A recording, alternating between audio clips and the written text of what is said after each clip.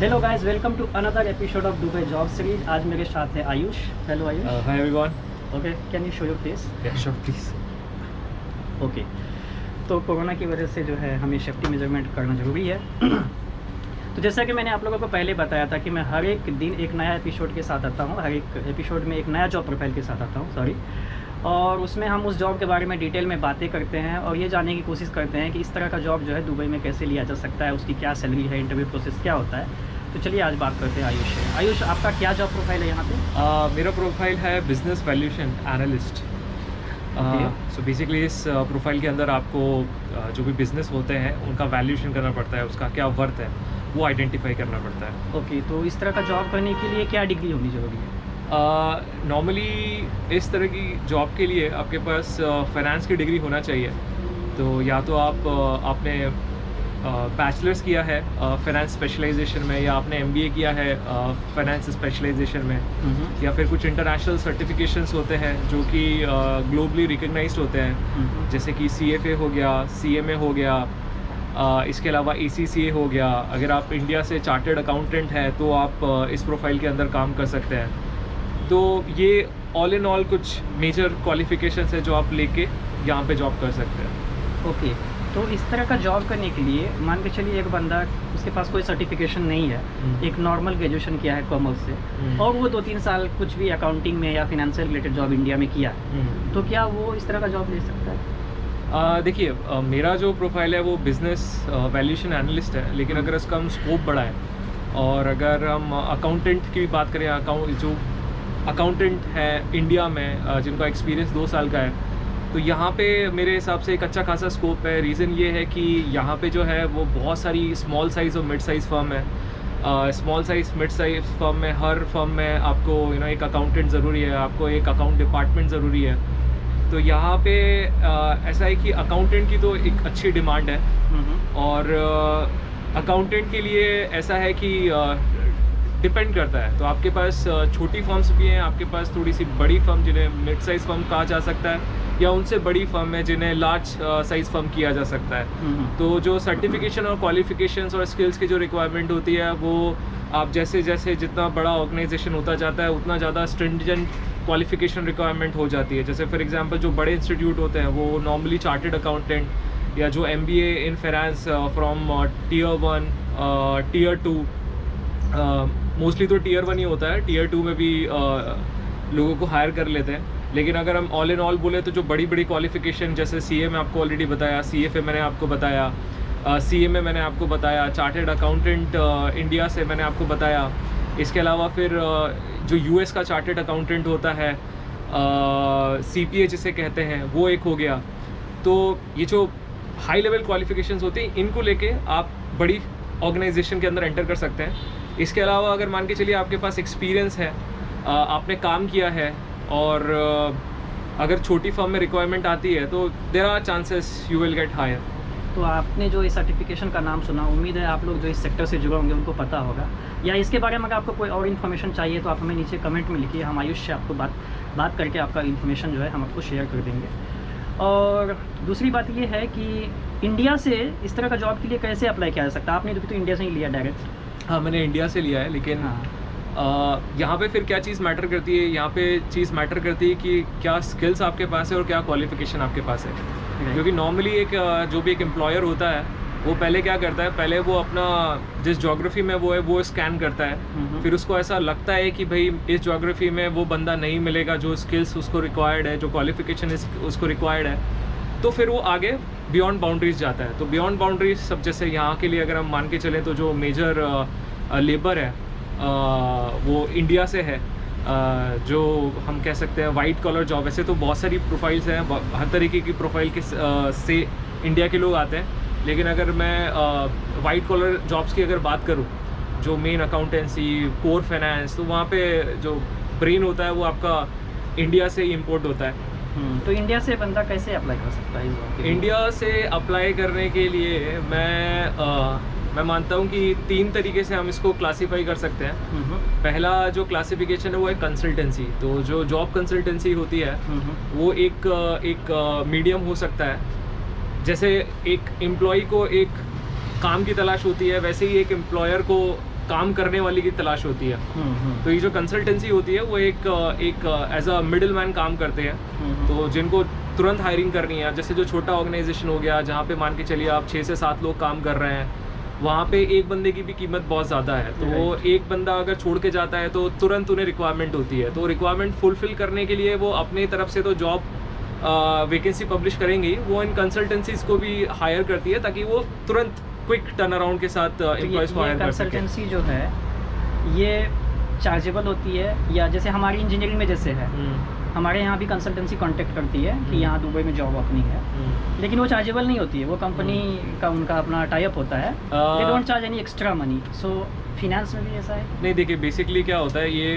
It's not a particular to any field, it is all about वो consultancy कैसे काम करती है। जैसे for example real estate broker है, अब आपको बहुत सारे रियल एस्टेट ब्रोकर मिल जाएंगे जो कि जो ओनर होता है उससे भी पैसा लेते हैं, और जो जिसको चाहिए उससे भी पैसा लेते हैं। कहीं कहीं पे ऐसा होता है कि सिर्फ ओनर से पैसा लेते हैं और जिसको प्रॉपर्टी रेंट पे चाहिए उनसे नहीं लेते हैं। तो वैसे ही कंसल्टेंसी का काम है। So that also depend, some consultancies are available Exactly. जो कैंडिडेट से भी पैसे ले सकते हैं और कोई नहीं भी ले सकता। करेक्ट। अच्छा, दूसरा तीसरा तरीका क्या है? दूसरा तरीका जो है वो ये है कि आप खुद से अप्लाई करें। तो कहाँ, कैसे? बहुत सारी वेबसाइट्स हैं। अगर मैं टॉप वेबसाइट्स की बात करूँ तो नौकरी गल्फ है, पेट है, उसके बाद फिर गल्फ जॉब्स है।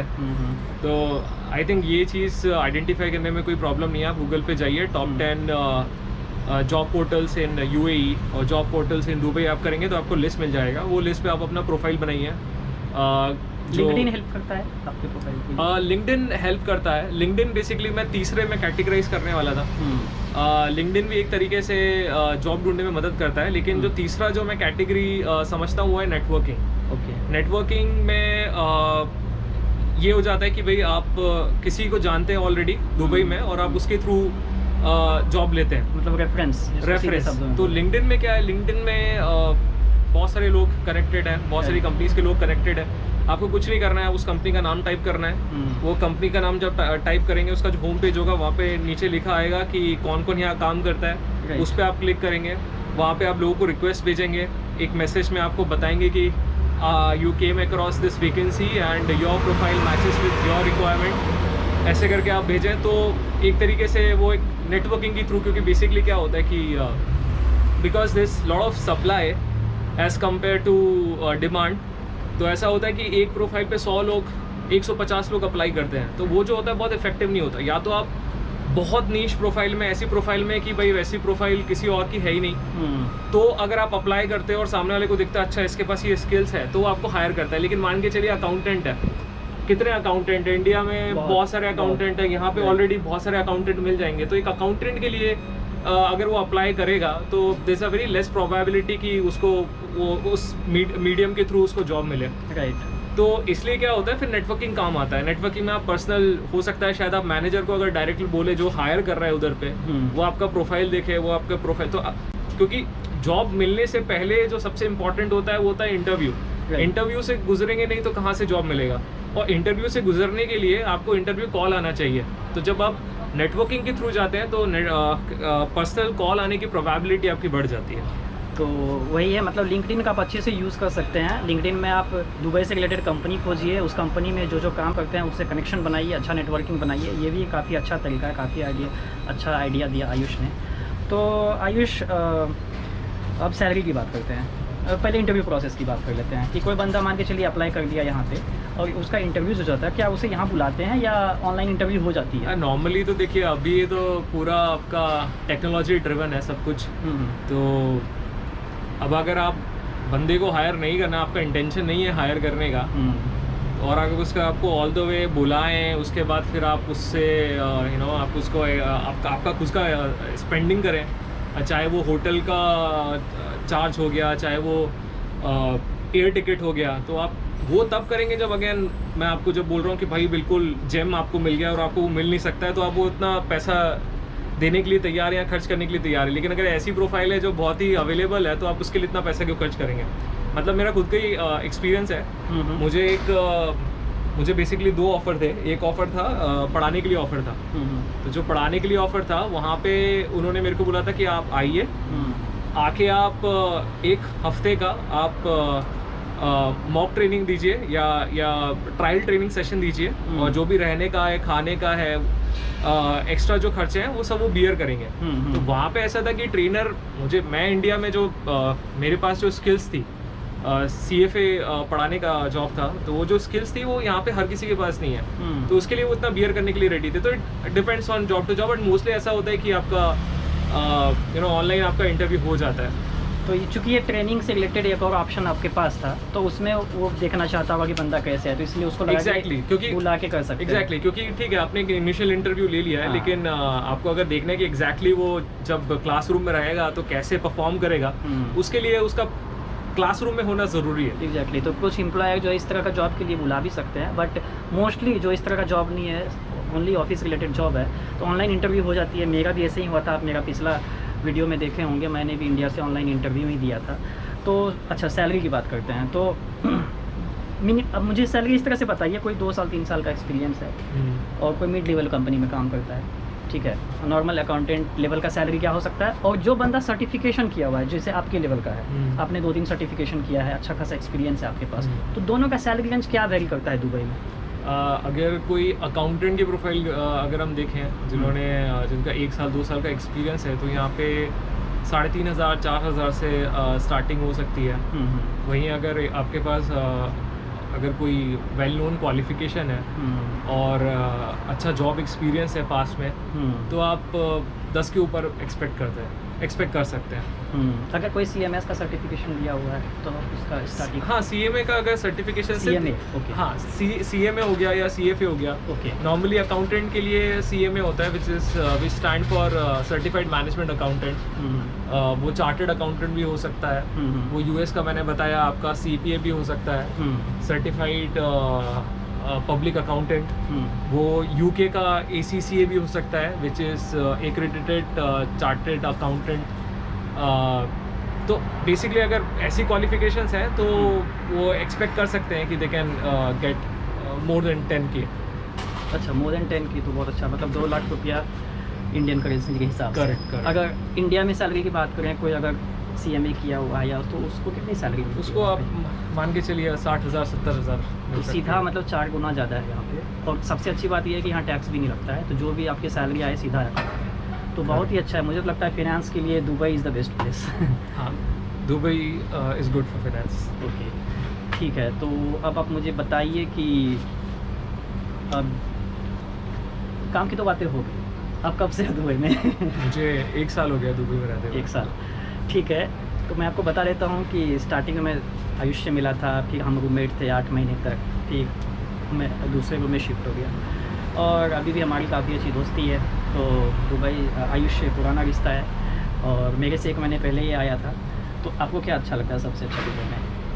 दुबई में मुझे सबसे प्यारा तो यहाँ का मैन मेड ब्यूटी, जो हाई राइज स्काई स्क्रेपर्स हैं, या जो भी एज एन मैन मेड जो भी यहाँ पे आप देखेंगे वो आपको अमेज ही करेगा, क्योंकि यहाँ पे जो भी है वो बिगेस्ट है, लार्जेस्ट है। यहाँ पे कोई भी छोटी चीज़ नहीं है, B it largest building, B it largest mall, B it largest recently fountain.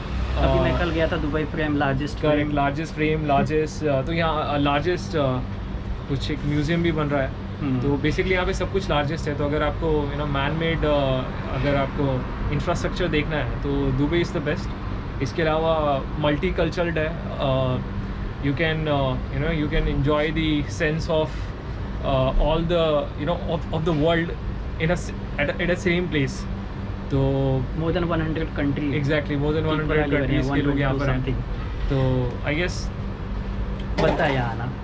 Okay, तो गाइज़ मैं कल गया था दुबई फ्रेम देखने के लिए, और उसका भी वीडियो मैं एडिट कर रहा हूँ, जल्दी पब्लिश करूँगा। आप उसे भी देखिए और बताइए कि आपको कैसा लगा। तो अच्छा लगा होगा आपको वीडियो, काफ़ी इन्फॉर्मेशन मिली होगी आयुष से, और अगर ये पसंद आता है तो लाइक कीजिए और सब्सक्राइब कीजिए मेरे चैनल को, और अपने दोस्तों के साथ शेयर कीजिए। कोई क्वेश्चन है तो पूछिए, और इससे और भी आप कोई दूसरा जॉब प्रोफाइल से रिलेटेड बातें जानना चाहते हो तो हमें कमेंट में बताइए, हम उस जॉब प्रोफाइल के लोगों से भी मिलेंगे। तब तक के लिए अपना ख्याल रखिए और मिलते हैं नेक्स्ट एपिसोड में। Good bye, take care.